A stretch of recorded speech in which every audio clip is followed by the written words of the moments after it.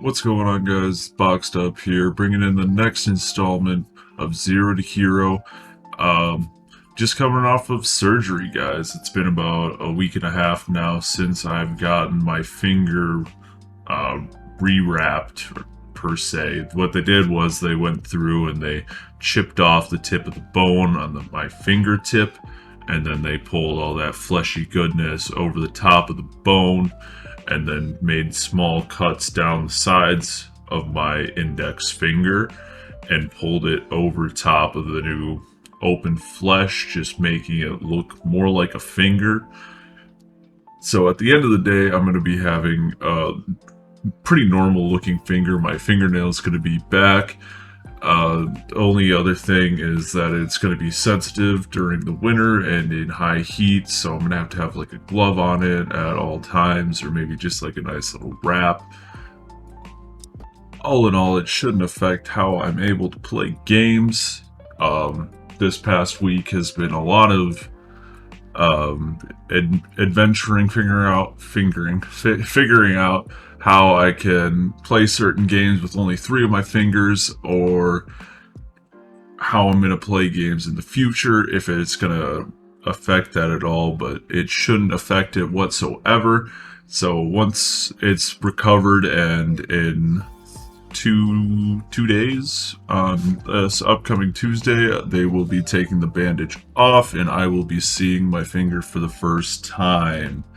When they went through with the operation, I told them that I didn't want to see it, the process, just because for me, just seeing it when it happened was a little bit overwhelming. I didn't want to see them, for the entire 30-minute procedure going through slicing up my finger, because personally that just seems a little bit too much. They already had me strapped down. It was so weird. Like, I got into the operating room and they had me in the gown, but they didn't have me take off my underclothes or anything like that. So I was just in like a gown, a t-shirt, a pair of pants, and my flip-flops.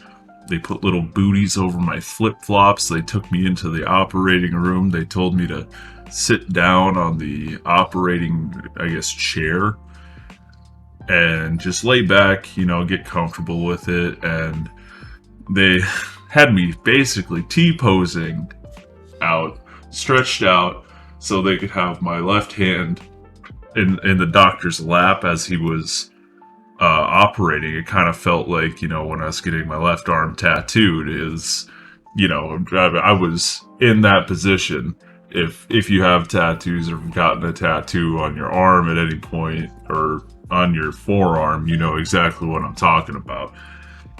And so yeah, once I was laid down and everything, they strapped me up, told me just to relax, asked me if I wanted any music, and in the moment they're like, what kind of music do you like? And I was like, oh man, I don't, as long as it's not polka music, I'll be fine. Like, I can't do polka music. And they're like, everyone kind of chuckled in the room. Then I was like, well, you gotta pick one. So, what music do you want to listen to through this process?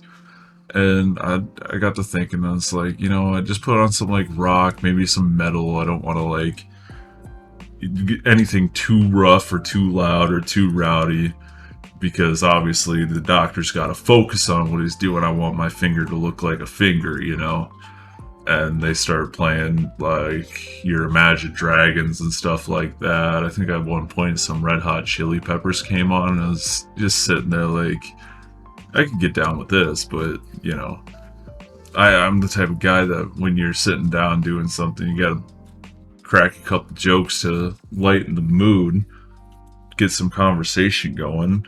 I don't want to just be sitting in silence. And I'd say for a good 10 minutes of the operation, it was in silence, and I just was losing my mind staring at the clock, because they got me positioned so like I'm all T-posed out, laying down.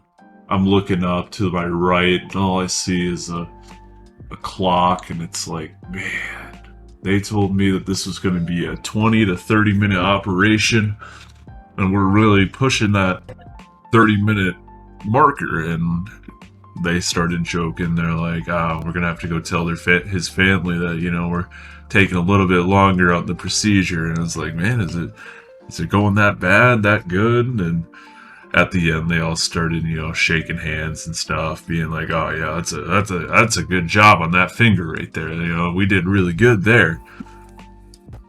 But yeah, that was basically the gist of the operation. I should be back to functional form here in a couple days. All the recorded content that I thought I had didn't really make up for a whole couple more videos like I had thought, but that's what this video is a combination of: all the content that I have saved up and a little bit of the content that I was able to make with my fingers still being a little janky. Maybe if I kind of felt like my clicks were a little shaky, my little reaction time. I was still getting used to not using my index finger.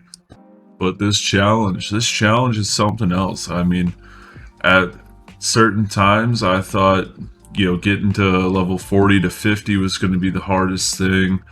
Getting past level 50 and doing all the nightmare dungeons was going to give me a problem, but no, actually the hardest part is getting out of level 15 to 25 for me. It just feels like at that level the mobs either power creep you a little bit more than you're expecting, or you're just not getting the right type of gear to push yourself to be able to do the damage that's needed. Or maybe I'm just not building my characters in the right way, but or quote unquote right way. I'm going to play the game how I want to play the game to make myself feel good at the end of the day. I mean, that's what these games are for, It's not like I should be reading a guide of how to blow through Diablo 4 with ease. No, this is me playing the game how I want, with a challenge mindset. It's not supposed to be easy. It's how I want to play the game, with these restrictions and added difficulties. It's rough, it's like a Pokemon Nuzlocke. If you're getting attached to your Pokemon, giving them names and stuff like that, you really start to get a feeling for that Squirtle or Bulbasaur or Charmander that you started out with, and he's gotten you all the way to the 6th gym, and all of a sudden it's like, God, that Alakazam's gonna one-shot Psychic you. Kind of need a good sack for this, and you're looking at it like, man, I'm sorry, buddy. You give him the '07 salute and let him drop, and that's how I'm getting with some of these characters. Some of these characters I feel like a real emotional connection to, like Bo Rogan. Bo Rogan was just a nice little fun thing that my brother and I started calling it, and soon enough it stuck to the point that I wanted to play a rogue, and I was like, yeah, let's do a Bo Rogue. Call it Bo Rogan, and that'll be the name of the rogue throughout the entire challenge, and it'll be something that we can all get connected to, and it'd be something fun for me to finally, get somewhere with this challenge. And honestly, it was the furthest that I've gotten in the challenge, and it's a really good feeling. I'm working up to this. I'm getting to level 40. I'm about getting all the uniques that I want. Not uniques per se, but like, just legendary items that are helping me out. I'm getting there. I'm going to be doing all these big things. I kept telling my friends, I was like, the only way that I can fuck this up is if I play stupid. And there's no way that I'm going to play stupid. It's so easy. It's so dirt easy. I have this season thing that's just like, that's luring in the enemies to my traps. So it's the Caltrops to Poison Trap combo is even stronger than what I had originally imagined.